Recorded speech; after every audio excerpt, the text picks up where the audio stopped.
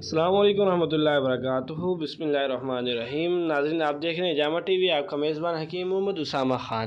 ناظرین، ہجامے کی طبی حیثیت، ہجامہ کیوں کیا جاتا ہے؟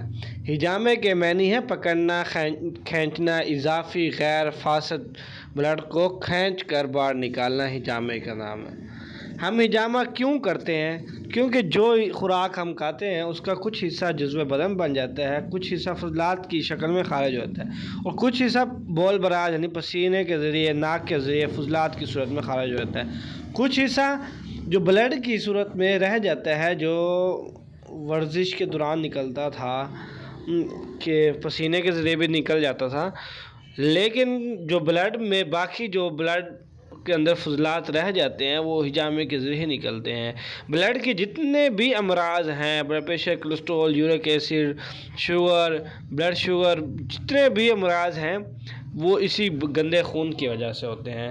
اس لیے ہجامے کے ذریعے وہ گندا، فاسد، ایکسٹرا زہریلے مواد کو نکالا جاتا ہے اور باڈی فٹ ہو جاتی ہے، بلڈ سرکولیشن بہتر ہو جاتی ہے۔ ہجامہ کرائیں، صحت پائیں، ہجامہ سنت پہ علاج بھی جدید سہولتوں کے ساتھ۔